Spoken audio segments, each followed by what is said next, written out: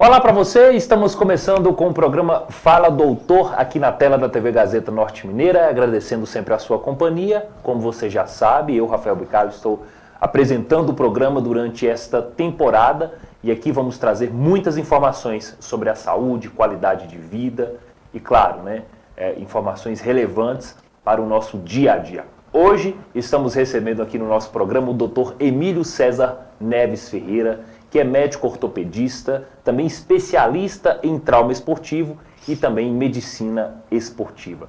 Muito obrigado pela sua presença aqui, doutor Emílio. Muito obrigado, Rafael. Quero agradecer ao pessoal da TV e aos telespectadores pelo convite.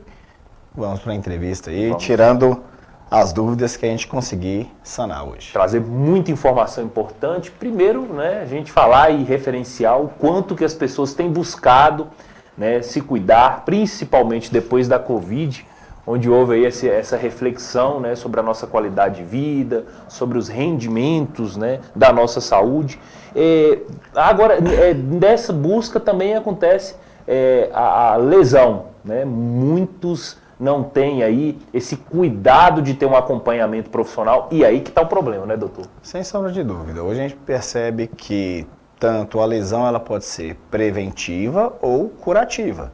Então, se a gente tem um trabalho que necessita de um condicionamento físico, por exemplo, o pedreiro, o carpinteiro, o ortopedista, que são trabalhos mais braçais, a gente tem que ter um condicionamento físico prévio ante a nossa profissão. Agora, o indivíduo ele teve uma lesão, seja ela traumática ou crônica, por fragilidade muscular ou por uma amplitude de movimento maior, até mesmo por uma pancada, que é um trauma no local, aí é a necessidade do exercício ou da fisioterapia para curar, é a lesão curativa, é o tratamento com o objetivo de curar o paciente, e não prevenir aquela lesão. Pois é, e é uma dúvida que fica, Como é que, digamos assim, que a pessoa vai perceber que algo grave está acontecendo no corpo, ou seja, eu estou lesionado, preciso buscar o atendimento profissional? É quando essa dor vai aumentando, passa os dias, fica uma dor que vai virando crônica. Como é que consegue aí a primeira análise do paciente para buscar uma ajuda profissional, doutor? O nosso corpo ele é inteligente, ele sempre vai manifestar algum sintoma ou algum sinal.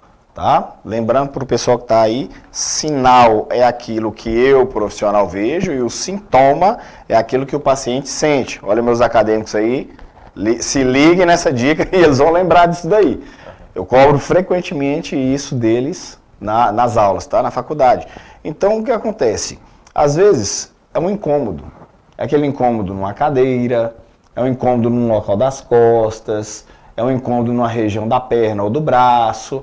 E à medida que esse incômodo ele vai aumentando, se você não toma uma atitude, seja ela ergonômica, fisioterapêutica, ou até mesmo do ponto de vista muscular, ou seja, melhorando a sua performance ou equilibrando a quantidade de músculo que você tem de um lado ou do outro, retirando alguns pontos de descompensação ou de hipercompensação, você vai ter uma dor o suficiente para minimizar a chance de você o quê? Conseguir fazer sua tarefa, seja laboral ou seja uma demanda física básica do dia a dia.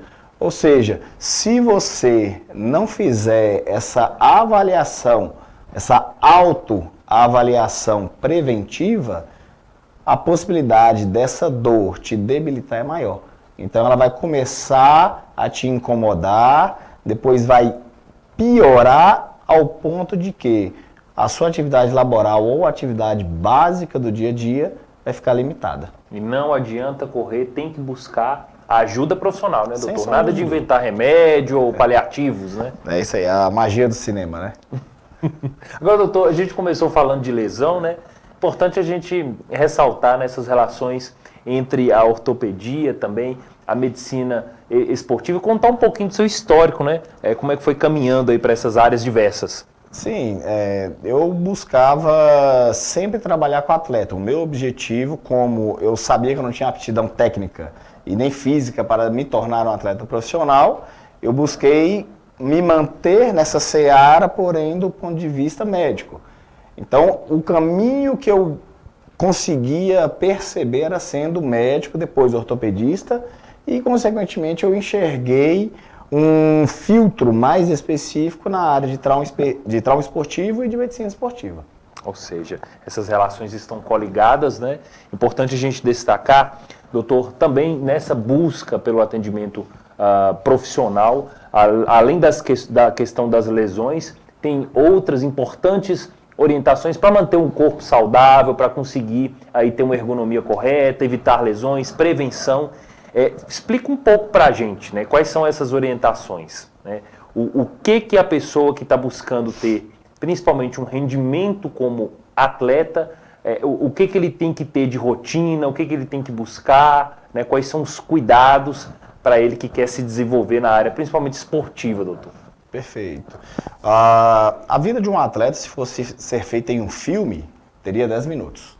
Porque basicamente um atleta ele segue a base de uma pirâmide de performance, que é treino, dieta e descanso. E a maioria das pessoas acreditam que a vida de um atleta não se resume somente a isso. Tem os floreios, os louros, uso de recursos ergonômicos mágicos que a maioria das pessoas utilizam. Então, assim, o atleta ele precisa melhorar a sua performance muito para ter uma melhora, ou no caso estética, ou ganho de velocidade, de altura ou de força, muito pequeno. Então ele vai trabalhar muitos anos da sua vida para ganhar uma profundidade muscular, uma definição, um equilíbrio, conseguir pular alguns centímetros a mais, diminuir o seu tempo de corrida ou de natação, no caso, alguns milissegundos. Então o que acontece? É um trabalho muito extenuante, de longo prazo, para uma melhora muito pequena. Por quê? Porque a demanda funcional dele é muito alta. Então ele já chegou aqui, para ele sair daqui e fazer isso daqui, ele tem que fazer isso aqui de treino. Diferente de uma pessoa sedentária. Como a demanda funcional dela é muito baixa, e ela teoricamente teria daqui até aqui para trabalhar, então qualquer demanda funcional maior do que ela tem de base, já é um salto muito grande, ou seja, é 100% de lucro. Então ela vai responder muito rápido os primeiros meses de treinamento. E aí que é uma alta disciplina, né? Sim, não, sem sombra de dúvida. Você fazer essa base da pirâmide, treino, descanso e dieta, e quando eu falo dieta, não é cortar carboidrato, não é dieta da lua, dieta cetogênica ou algo mirabolante, é só comer bem ao ponto de você ter salada na refeição, arroz, feijão, carne, ou seja, fontes de carboidrato, de proteína, frutas e beber água. As pessoas esquecem de beber água, somente aqui em Montes Claros, que é um clima muito quente, e as pessoas esquecem de beber água. Ou seja, a gente perde água através da fala, do suor, da lágrima, da filtração glomerular no rim. Ou seja, se a gente não repuser essa quantidade de água que a gente perde, a gente vai permanecer desidratado e as nossas funções celulares vão diminuir. Ou seja, se eu sou uma empresa chamada corpo humano e eu tenho um substrato que é água em menor quantidade, ou seja, eu vou trabalhar mais devagar para eu conseguir sobreviver 24 horas, diferente de uma pessoa que tem esse recurso, esse substrato na quantidade ideal. Eu posso trabalhar mais vezes, ou trabalhar melhor. Pode reparar que quando a gente bebe mais água, a gente filtra mais água, a gente quer ir ao banheiro mais vezes. E, teoricamente, a gente tem melhoras cognitivas, físicas e espirituais, e cognitivas, e outra, melhora o sono. Tem um trabalho que mostrou, ano passado, um trabalho de 2 anos atrás, ele mostrou que o uso, a hidratação, melhora o sono. E é isso que a gente vai tocar nesse assunto agora, a importância, né? Não só para os atletas, mas também para as pessoas no dia a dia que fazem atividade física, que buscam aí se cuidar, né? Fazer uma caminhadinha no final do dia ou no início da manhã, para quem vai para a academia, né? Tem que ter o descanso e tem que ter esse cuidado com o sono. Tem um tempo ideal, doutor? Você indica para para as pessoas? Olha, tem que dormir é X horário, são 8 horas por dia mesmo, ou não tem? Cada corpo é uma forma. Essa é uma excelente pergunta e assim, muitos pacientes me perguntam em consultório a quantidade de tempo que eu tenho que dormir, se são as 6 horas, as 8 horas. A questão é, temos que diferenciar sono de descanso, dormir de descanso. Dormir é o simples fato de você chegar em casa, deitar e dormir, por mais óbvio que pareça. Descansar tem todas as fases do deitar, do apagar as luzes, do não ter nenhum ruído que atrapalhe o seu descanso, você contar o tempo para iniciar o sono, até chegar no sono REM, sono mais profundo e conseguir descansar. O descanso tem relação com sono, com tempo de sono e hidratação pré-descanso. E outra, a alimentação também influencia, pois a retirada do carboidrato, arroz, pão, macarrão, por exemplo, pode prejudicar o seu sono. Ou o excesso de lipídios ou de gordura, de frituras, uma pizza, um salgado, um sanduíche, que são refeições mais pesadas do ponto de vista calórico, pode piorar o seu sono. Ou seja, descanso não é somente deitar e dormir, pois o cochilo, LeBron James faz muito isso, o cochilo durante o dia te descansa e melhora a sua performance. Então não é simplesmente chegar em casa e estar aí dormir às 4 horas. É um pouco mais complexo. E como você bem falou, cada pessoa responde ao mesmo tratamento de maneiras diferentes. Por isso que todo tratamento precisa ser individualizado. Você vai ter uma resposta ao treino, você vai ter uma resposta a essa dieta, e você vai também ter uma resposta a esse tipo de descanso. Como que eu consigo saber realmente se você vai ter essa resposta? Testando. Porque eu só sei se você tem a resposta num treino pesado, com um bom volume, se eu te testar naquele treino. E se eu der tempo suficiente para o seu corpo descansar daquele estresse metabólico e tensional que o músculo teve durante o treino. Por isso esse acompanhamento é muito importante, é multiprofissional também, né? Sim, o acompanhamento com médico, nutricionista e personal, que é o básico, tem que ser feito por todos nós. Tá?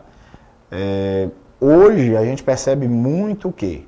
Vou fazer a dieta que a inteligência artificial me passou. Vou fazer o treino que está no aplicativo do personal tal. A questão é, o personal ele não te avaliou. A inteligência artificial não sabe como funciona o seu organismo. A inteligência artificial não avaliou seus exames. Você não sabe qual é a quantidade de minerais, de vitaminas, de carboidratos, de lipídios, de proteínas que o seu corpo necessita. Não, mas Emílio, eu vou colocar lá o meu peso, a minha altura, o quanto que eu julgo que seja a minha performance, seja ela uma performance aeróbica, seja ela um treino resistido anaeróbico, e vou pensar, poxa, a inteligência artificial ela vai me mostrar isso. Só que é difícil a percepção clínica de um computador. Agora, a percepção clínica de um profissional é totalmente diferente. Por isso que há certos pontos que a inteligência artificial não vai nos substituir. Por isso que eu falo, acompanhamento médico, nutricional e com um profissional de educação física, sem sombra de dúvida, ele é necessário. Perfeito. Olha, nós vamos para um rápido intervalo, daqui a pouco a gente tira outras dúvidas aqui com o Dr. Emílio, que está falando aqui sobre a ortopedia, também medicina esportiva, os traumas, e são assuntos interessantes. Já já vou perguntar aí sobre os recursos ergogênicos, né? São muitas dúvidas nessa área, a gente vai para o intervalo então, daqui a pouco a gente está de volta com Fala Doutor.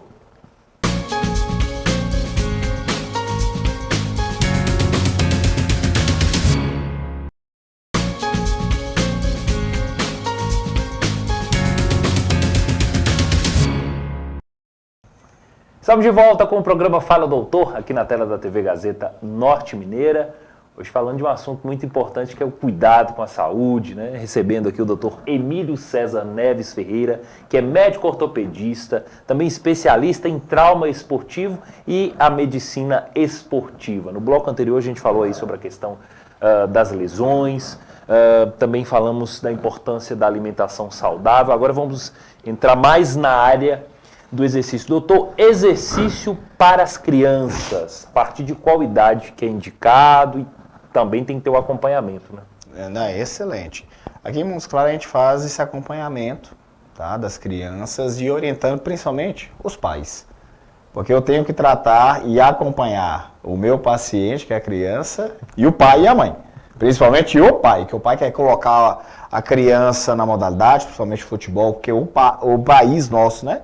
O Brasil, ele é conhecido como a terra do futebol, só que há outras modalidades, como basquete, o vôlei, a natação, musculação, crossfit, treinos funcionais.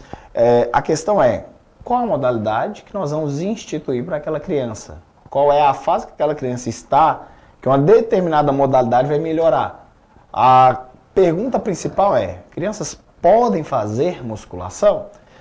A meta-análise foi feita ano passado, 2023, pegou vários estudos, RCTs, que são trabalhos randomizados e controlados, pegou outras meta-análises, entre várias revisões de literatura, e mostrou o quê?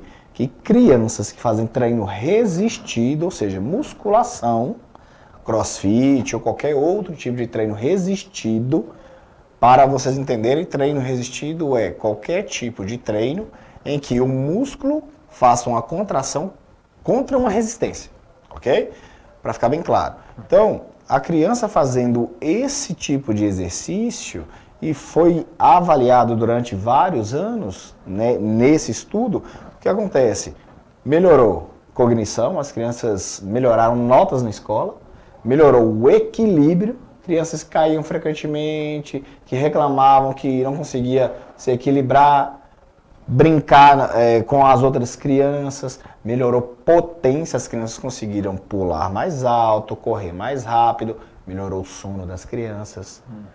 O fato delas terem um gasto energético maior do que nós adultos e sendo submetida a uma demanda funcional maior, até mesmo para crianças, fazia com que elas se alimentassem mais, melhor, e se hidratassem mais. Ou seja, ela estava gastando mais, ela teria que consumir mais. Ou seja, era só se alimentar bem. Uma boa fonte de carboidrato, uma boa fonte de proteína, água.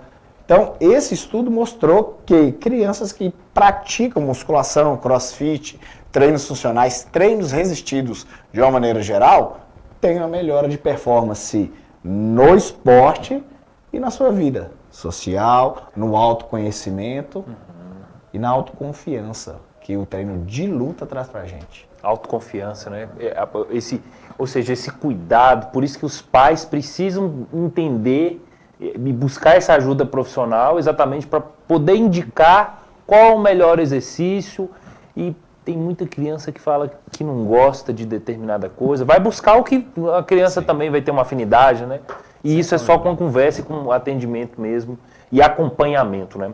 Agora, ao contrário agora, exercícios para os idosos, né? Super indicado também, né? Sim, o que a gente percebe hoje? Nós temos visto muitas fraturas por insuficiência em idosos.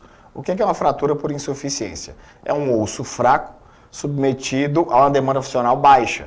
Levantar da cadeira, uma caminhada, se precisar subir no móvel e ele ter uma queda ou a queda de própria altura. São demandas funcionais baixas, não é um esporte. Então, o osso sendo submetido a baixas demandas e recebendo esse estresse mecânico e fraturando, a gente tende a perceber que é uma fratura por insuficiência. Diferente do atleta, como abordamos anteriormente, a tendência é que ele tenha uma fratura por estresse. É um osso bom, forte, sendo submetido a uma demanda funcional elevada. Certo? Voltando ao idoso, treinos resistidos, olha que sensacional. Musculação, o crossfit, pilates, ajudam muito o idoso a fazer o músculo dele ficar forte, consequentemente, aquele estímulo mecânico que o osso recebe, que o músculo recebe, precisa de quê? Se adaptar àquela nova demanda funcional. E como que o nosso organismo se adapta? Hipertrofiando, aumentando a deposição de colágeno, aumentando a deposição de fosfatos de cálcio no osso, consequentemente, prevenindo lesões, diminuindo o risco de fraturas no idoso. Doutor, lembrei de uma coisa aqui agora, que a chikungunya. Você atendeu muito paciente que sofreu, porque olha, lá na região lá de casa, o que tinha de idosos, principalmente, que sofreu com essa chikungunya, viu? Pessoal mancando, tadinho, os idosos com dificuldade para caminhar. Teve realmente essas lesões pós a chikungunya? Sim. O que acontece? O vírus, ele faz um processo inflamatório na articulação, oriundo de um sistema imune,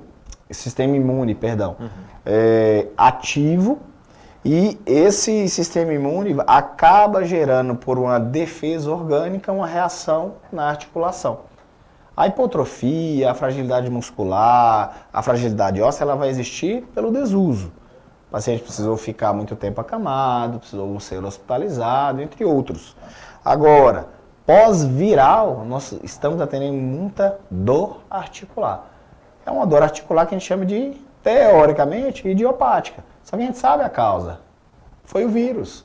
A gente não sabe o quê? O mecanismo que levou a dor articular oriunda de uma infecção viral.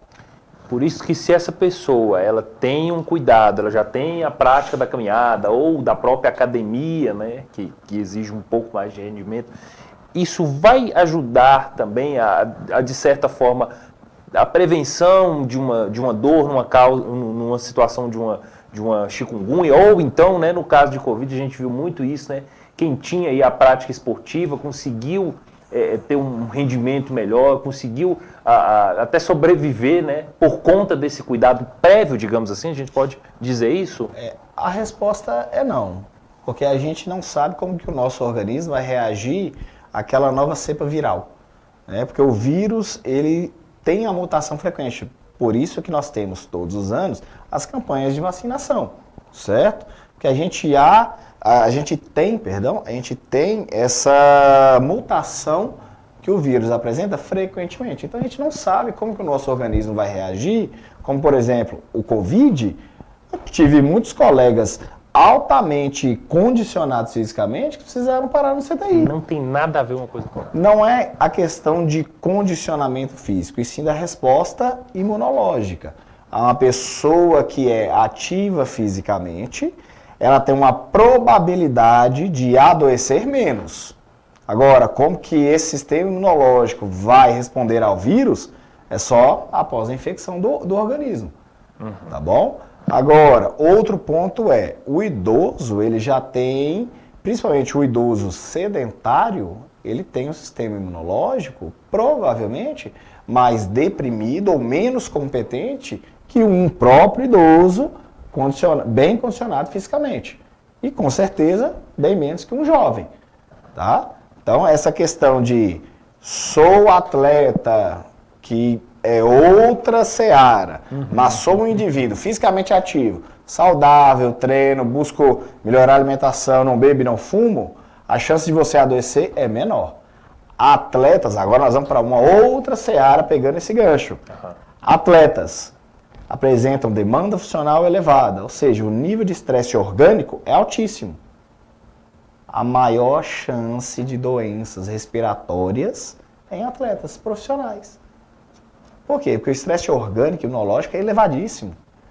Então, tem um gráfico interessante que é o idoso e o atleta, eles apresentam discrepâncias hormonais semelhantes a um indivíduo saudável.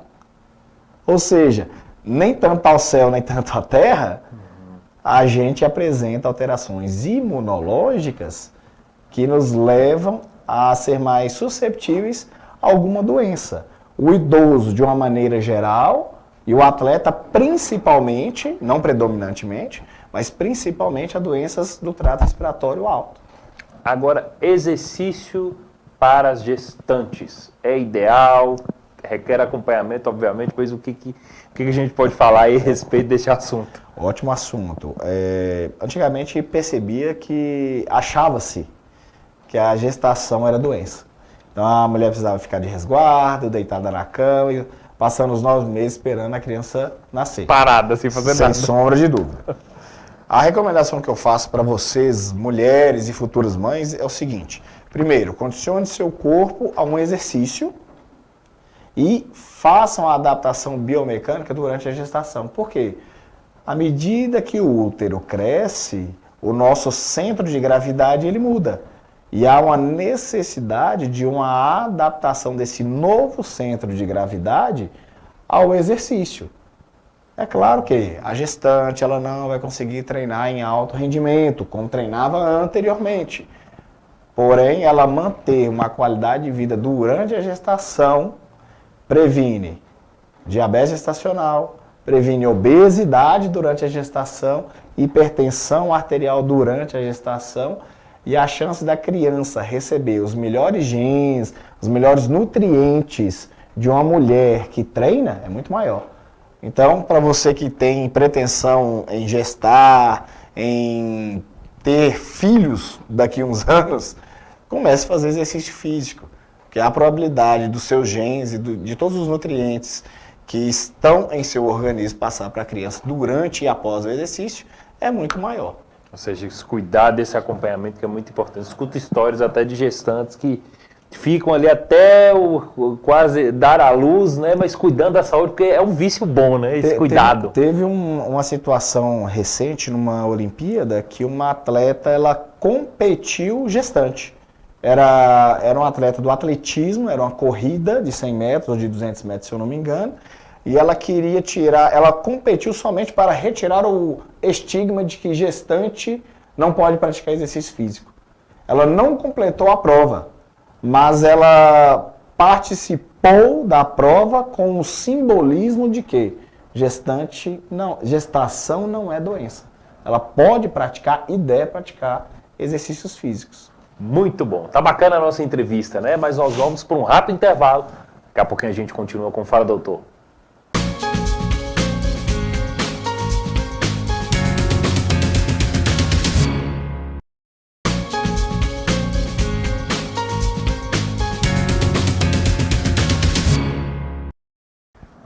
Estamos de volta com o nosso programa Fala Doutor, aqui na tela da TV Gazeta Norte Mineira, agradecendo a sua companhia e audiência. Hoje nós estamos recebendo o Dr. Emílio César Neves Ferreira, que é médico ortopedista, também especialista do trauma esportivo e também em medicina esportiva. Doutor, falamos já aqui sobre as lesões, também exercícios para crianças, idosos, gestantes. Agora vamos tratar de alguns temas relevantes aqui, riscos do tabagismo e álcool para a saúde, né? Para o nosso corpo, o que isso pode atrapalhar no rendimento e quais vão ser as consequências aí? Olha, o álcool e o tabagismo, assim como qualquer outro tipo de droga que principalmente afeta o sistema nervoso central, cognitivo ou de maneira geral, com depressão ou hiperestimulação, acaba sendo deletéria para qualquer modalidade e, consequentemente, para o nosso organismo. Cigarro, cocaína, algumas outras drogas muito depressoras do sistema nervoso central ou hiperestimulantes são neurotóxicas, assim como outras drogas também podem ser hepatotóxicas. A questão é a quantidade e a frequência de uso e quem usa. Algumas pessoas, meu avô, meu tio, meu amigo, teve um pai, um parente, ou ele mesmo viveu até os 90 anos e fumava uma carteira de cigarro todos os dias. Tudo bem, o Ronnie Coleman usava uma porrada de esteroide e foi 8 vezes Mr. Olímpia. Se esteroide fosse o ponto-chave de ser campeão ou não, a gente tinha um Mr. Olímpia em cada esquina. Então não é assim que funciona.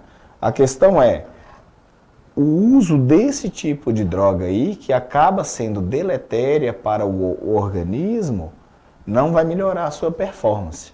Fora os riscos de doenças crônicas, câncer, hepatite, lesões pulmonares, esofágicas, na traqueia, câncer de boca, de esôfago.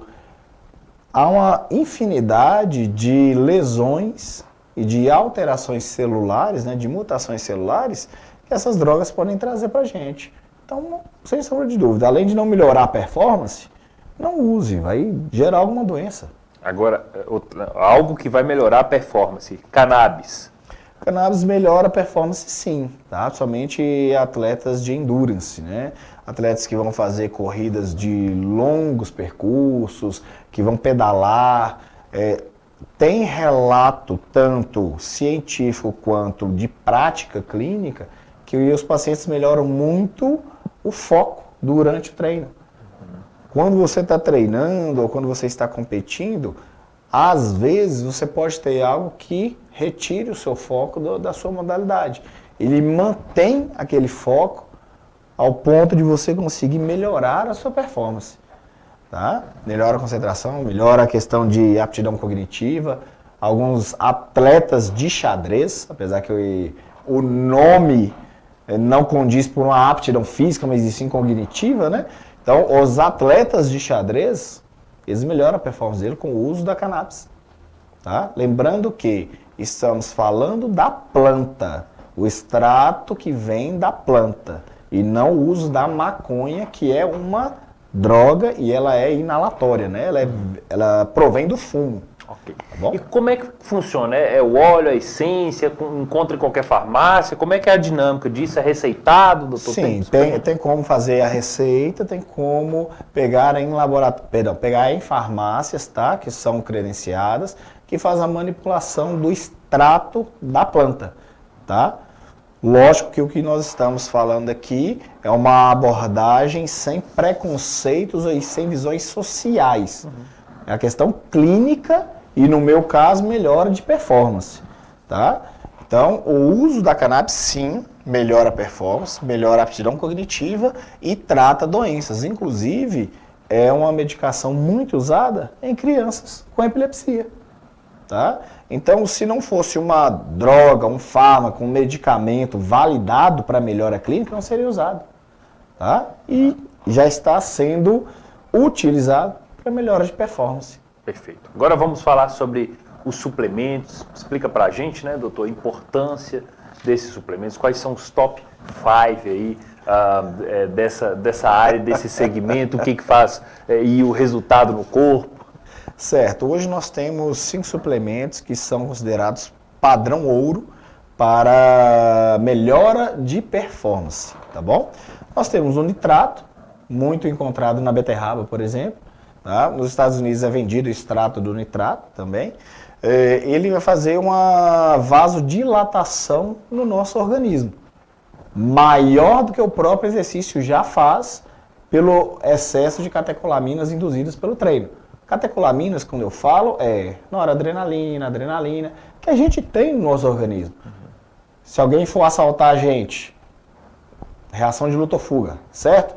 Adrenalina lá no teto. Ou seja, é uma catecolamina que vai ajudar a gente a fazer o quê? Fugir para sobreviver ou lutar. Perfeito? Uma reação fisiológica bem primitiva. O nitrato vai fazer também essa vasodilatação devido ao óxido nítrico que está presente na beterraba. Tá? O outro suplemento que a gente pode utilizar, que dá para ser utilizado também como nitrato, como pré-treino, é a cafeína. A cafeína é um bloqueador de adenosina no nosso cérebro que vai aumentar o quê? O fluxo venoso, a concentração, vai deixar a gente mais alerta, vai melhorar a performance, porque a gente vai estar muito mais disposto, certo? Além de melhorar a concentração e o estudo, ok? Nitrato, cafeína, bicarbonato. Emílio, bicarbonato? O bicarbonato de sódio, aquele saquinho baratinho que custa R$2, R$3 no supermercado, é o bicarbonato. Ele vai fazer o quê? Ele vai fazer um bloqueio, um tamponamento extracelular. Quando a gente faz uma contração muscular, a tendência é que a gente produza íons H+, ou seja, a gente diminua o pH do nosso sangue e do nosso músculo. Isso faz com que a gente perca performance. O bicarbonato, na corrente sanguínea, vai bloquear, vai tamponar esse ácido, formando água e CO2. A água será reutilizada no nosso organismo e o CO2 liberado na respiração. qual é a situação chave do bicarbonato? Ele dá efeito gastrointestinal, porque a gente não tem ácido somente na corrente sanguínea e no músculo. Qual é a composição do nosso suco gástrico? Ácido clorídrico, né? O HCl. Então, o bicarbonato ele também vai bloquear no estômago, gerando o quê? Um aumento da formação de gases e eructação, o famoso arroto. Ou então, diarreias, flatulência, que é o pum. Tá? Então, assim, esse é o ponto-chave do bicarbonato. Então, esse suplemento, geralmente ele vem misturado em outros ou ele é indicado tomar? Pode tomar, dilui ele na água, de acordo com o peso, e bebe. Olha que curiosidade. Então, falando os três, né? Isso, esses são pré-treino, tá? Então, nitrato, cafeína e bicarbonato. Lembrando que esses suplementos não são para todo mundo e não são para todas as modalidades, perfeito? Agora nós vamos ao uso crônico, que as pessoas confundem muito. Primeiro, creatina. Creatina, ela é uma molécula que vai liberar um fosfato, que é a foscreatina. A quebra dessa molécula em nosso organismo libera energia, a gente aumenta o gasto energético, ou seja, a gente consegue trabalhar mais. Essa é a reação fisiológica. Quando a gente suplementa a creatina, a gente aumenta esse potencial. Emílio, eu fico mais forte com a creatina? Não. Você diminui o tempo de recuperação muscular. Ou seja, eu tenho um estoque de fosfocreatina lá no músculo, lá no fígado, tudo bonitinho. Quando eu começo a treinar, eu vou utilizando o estoque do músculo e vou liberando mais fosfocreatina para ser metabolizada. Ou seja, o tempo que você levava para se recuperar de uma série para outra, ele acaba sendo menor. Se você utilizava 1 minuto, 30 segundos, 40 segundos que seja. Claro que vai melhorar a sua performance? Vai. Só que você não fica mais forte, você demora, você tem um menor tempo de recuperação muscular entre um exercício e outro. Beleza? Perfeito. E o último é a betalanina. A betalanina é a mesma ação que o bicarbonato, porém intracelular.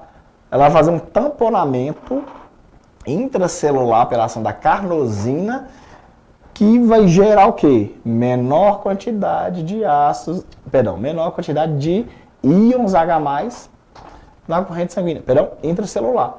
O bicarbonato é na corrente sanguínea e a betalanina é intracelular, certo? Então, o objetivo dela é o quê? É um uso crônico. O que muitos suplementos alimentares apresentam? Betalanina como? Pré-treino. Só que a betalanina ela é crônico. Você não tomou hoje, a betalanina vai agir hoje.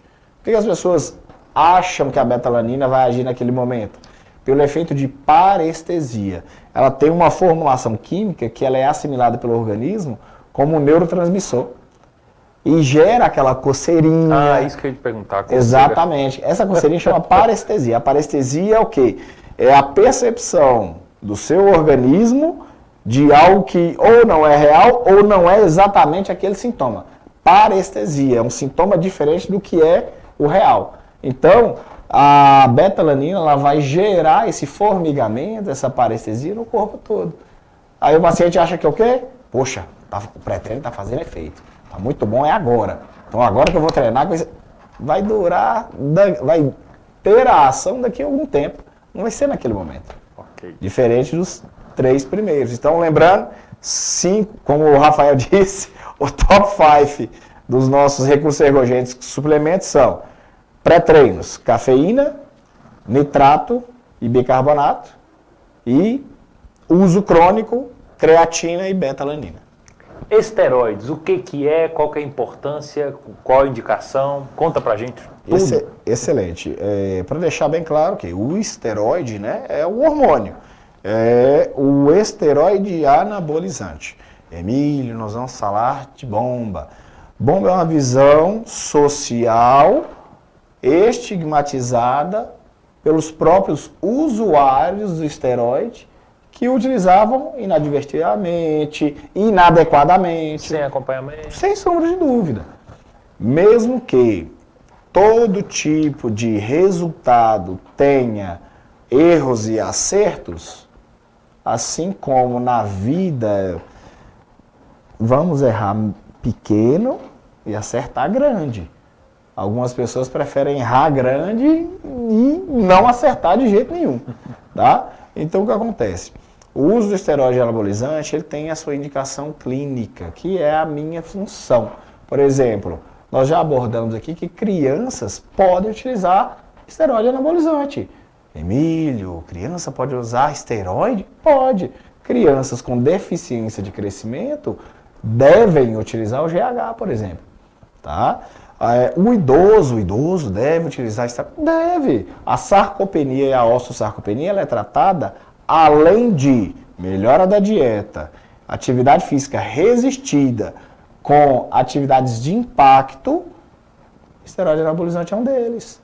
Nandrolona, a oxandrolona, a testosterona, mesmo que todos sejam derivados da testosterona, são tipos de ésteres diferentes, que são indicados para o idoso, certo? O jovem, alguns indivíduos necessitam do uso do esteroide para melhora de performance, melhora de proporção corporal, ou ele apresenta alguma doença que necessita de uma complementação, ou ele inadequadamente fez o uso do esteroide sem acompanhamento e nós teremos que tratar um hipogonadismo secundário devido ao uso de um fármaco que foi inadequado.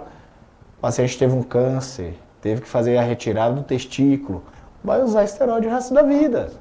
Tá? Então, assim, as indicações clínicas em todas as fases em que a gente tem que instituir esse tratamento. E seria negligência médica minha não fazê-lo. E a gente percebe o seguinte, poxa, nós estamos falando de esteroide anabolizante. Ok, acredito que cada um em casa, assim como eu, temos parentes ou conhecidos diabéticos, certo?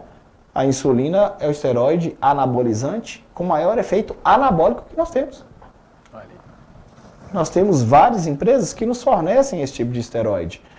Quantas mulheres não são usuárias de anticoncepcionais orais? Tem até pellets de implantação cutânea. Então a questão é, o estigma social da droga, do fármaco, ele é muito maior provinda, né, dos usuários anteriormente que faziam inadequadamente e tinham seus efeitos deletérios, do que os efeitos pró, que são induzidos pela droga e direcionados para um diagnóstico e um tratamento clínico. Perfeito. Vamos tirar esta e outras dúvidas daqui a pouquinho, porque já fiquei com muita dúvida aqui, tá? Mas vamos para o intervalo e a gente volta já já, não sai daí.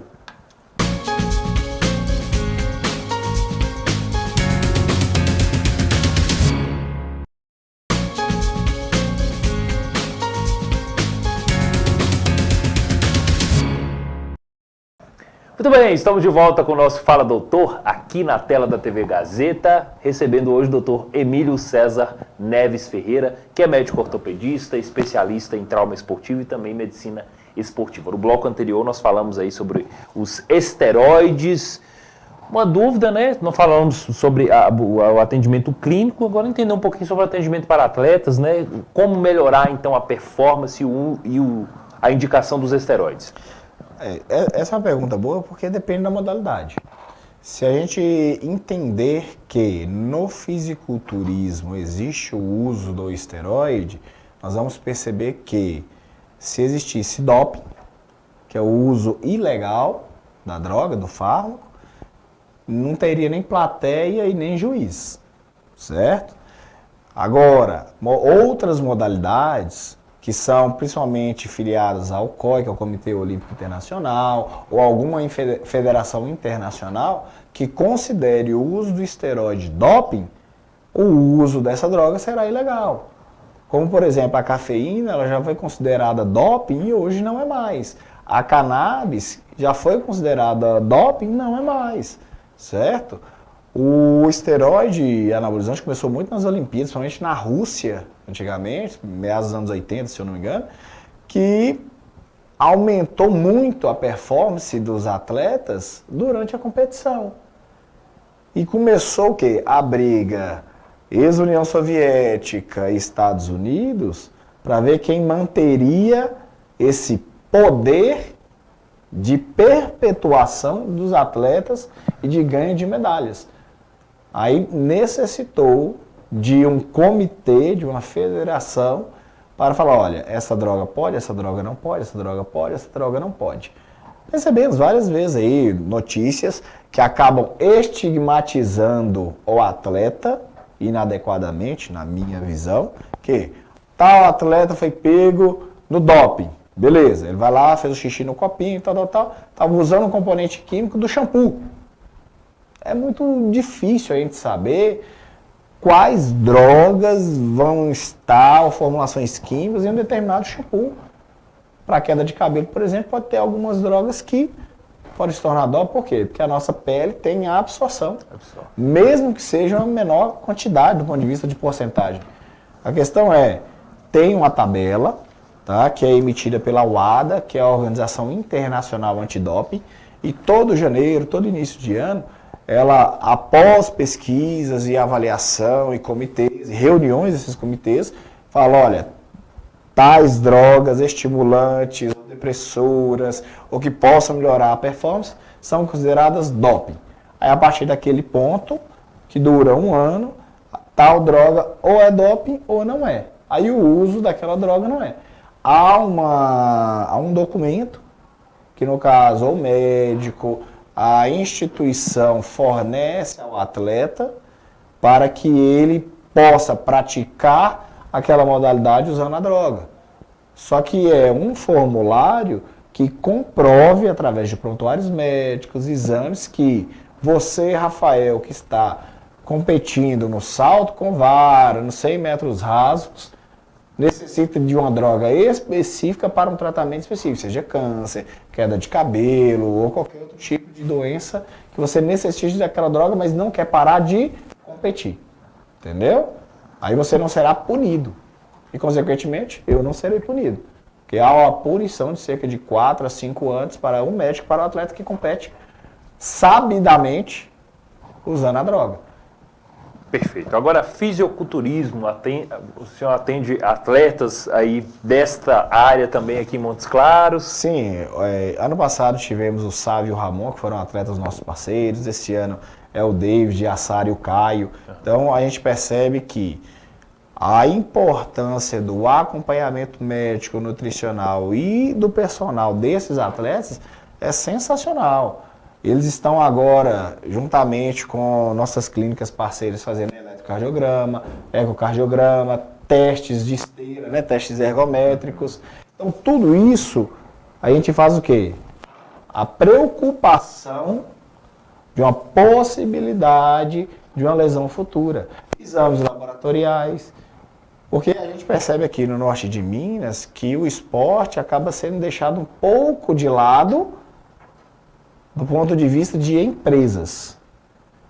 Só que nós preocupamos antes mesmo da performance com a saúde do atleta. Então o que a gente tem que casar? A saúde com a performance e o ganho de campeonato. Essa tríade aqui, lá na frente, a gente vai conseguir aposentar um atleta com saúde. A gente percebe hoje que os esportes já apresentam uma longevidade muito grande. O Cristiano Ronaldo, o LeBron James, o próprio Romário naquela época, mesmo com as saidinhas dele, ele teve um bom tempo de treinamento, certo? O Ronaldinho Gaúcho, o Ronaldo Fenômeno, mesmo com as lesões importantes que ele teve nos joelhos, ele teve um bom tempo de atividade profissional, mesmo acima do peso. Então, qual é o nosso objetivo da equipe médica como um todo? Permanecer, fazer com que o atleta permaneça performando bem com saúde, certo? Como a gente abordou, no fisiculturismo há o uso do esteroide. Não tem como o atleta performar bem ou chegar naquela qualidade estética muscular sem o uso de esteroide. Há uma nova categoria agora sendo criada que são os fisiculturistas naturais, sem o uso de drogas exógenas, tá? Minha visão vai crescer, só que ainda é um frutozinho, uma sementezinha que vai tomar uma proporção um pouco maior. Perfeito. Vamos falar sobre um evento muito importante realizado aqui em Montes Claros, que foi o Golden Life, teve a primeira edição no ano passado, não é isso? Foi. Não, foi nesse ano. Foi nesse ano, olha pra você ver.